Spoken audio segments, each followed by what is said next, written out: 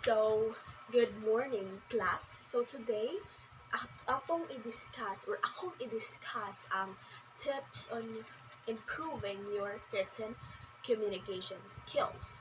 So, believe me or not, writing is one of the skills that many people struggle with.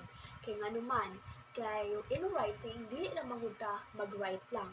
So, magkuan kita, writing involves critical thinking. Right? And not all the time nga ang ato ang mind and atong hands is magka-align. Diba? Isudjud kayo ang writing kay ato pang i-construct ang ato ang words na dapat i-write. So, naay upat ka tips on how to improve our written communication skills. So, first is the clarity. So, in writing, dapat klaro ang imuhang gisuwat. Dapat clear and concise ang imuhang gisuwat. Like for example, sa article, mag-write ka og article. So, dapat ang imuhang gi-write is straightforward jud siya. Wala na siya mga unnecessary nga mga words. Kung sa to ang topic is maor po jud imuhang i-write sa imuhang article. Ingana siya kay para ang read bitaw sa imuhang article is dili na ma-confuse. Dili dapat masabtan rapod nila dayon nga ingana imong topic sa articles. So it ensures to eliminate by it ensures to eliminate confusion and misinterpretation. Kay is very important nga imong article kay na ay clarity kay para dili ma-confuse, dili ma-misinterpret sa mga readers ang imong article. So dapat and kuan good ka nang avoid jud ka sa mga unnecessary jargon nga mga unnecessary words, mga irrelevant. Dapat dili na nimo include, dapat dili ka mo out of the topic na jud. So dapat kuan pod ka nang it is necessary nga is straightforward na sad rapod nimo imuhang topic sa kung unsa jud imuhang topic sa within that article. Ingana siya kay it's if ako mo-read sa mong article niya, murag out of the topic na imong article, then ako ma-boringan, then ma-confuse, ingana. Muna usasad sa importante jud ang clarity ang imuhang article or unsa man gali ang imuhang gina-write. So, second is they understand your audience. So, it is critical to consider kanang kung kinsa man gali ang imuhang mubasa sa imuhang ginasuwat. Like, think about their knowledge, ilang interest, and ilang expectation towards sa imuhang gibasa. Like for example, sa Wattpad, mag-write ka og Wattpad nga dapat kanang i-sure jud nimo nga kanang ang imong audience is really nakarelate sila ani, then naa sila interest ana, then kuan pod kanang aron pod nga kanang dili sila maburingan. Dapat ang kuan jud nimo na is na kay catchy nga word or kuan sa imong introduction kay para ma-interesado ang audience or mo-interesado sila mubasa sa imong story nga gihimo.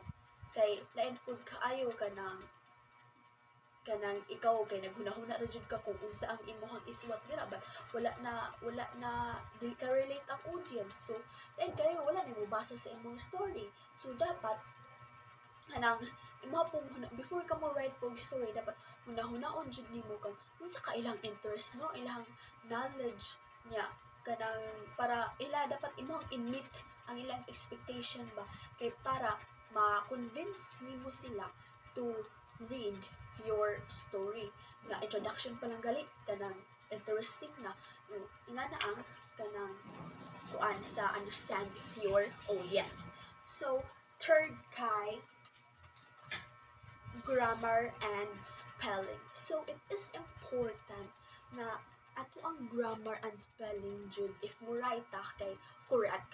Kay as a reader, dili ra mangud mi na dili ra mangud ta na gabasa lang.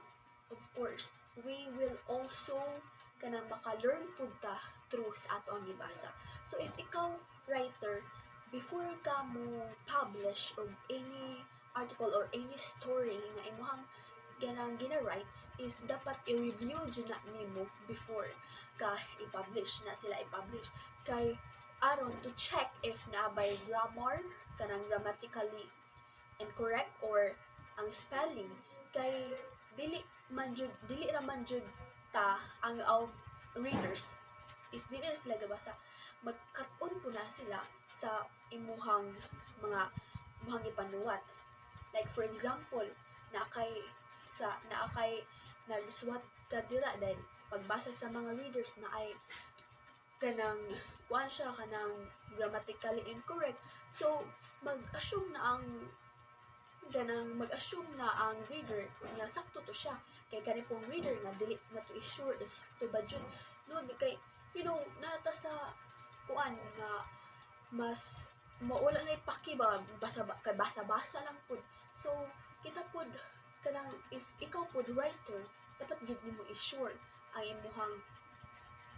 imuhang mga words dira kay kuan man good kanang dili lang pud ka nagpabasa lang, dili lang pud ka kay nagsuwat lang. Also makahatag man sad gid ka og more knowledge adto sa imuhang readers good kay kana po mga readers is mo ilahara po to kung unsa po to imuhang gihatag is more po ilahang kuan ba nga mao di ay siya ingana.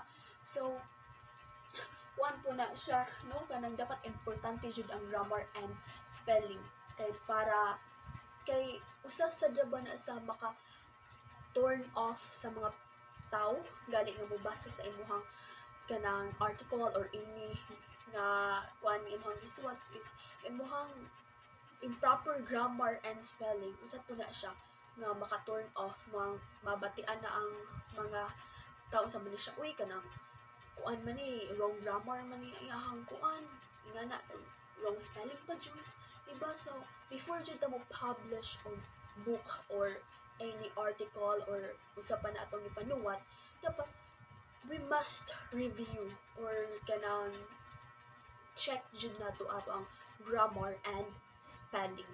So next is practice and learn.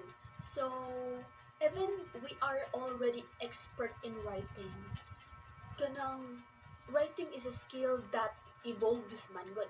So although expert na ta, necessary jud nga ay it is good pud ba nga mag-practice ta kay as said practice makes improvement.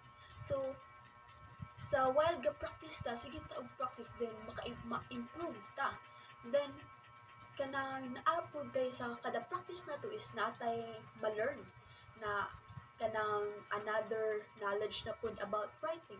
So dili lang kay maayo na ka then mo stop na kag practice diba kanang mo practice ta sige practice hantod maayo na ka mo maayo pa jud ka ingana na siya nya all throughout sa imong pag practice is naka-learn pa ka diba dili lang kay you are already expert then you stop na ka dira jud. So dapat it is important na magsige jud kag practice para ma-master na ni jud nimo ang imuhang kanang pag-writing kay daghan na kay ka og books nga publish daghan na kay makuha na ka sa any articles di ba. It's very important jud na usa po siya sa tips na improve imong communication skills ang pag-practice and learn kay while ga-practice ka naka-learn ka og another knowledge kung unsaon jud ang pag-write. So that's good. Maura to ma'am. Thank you.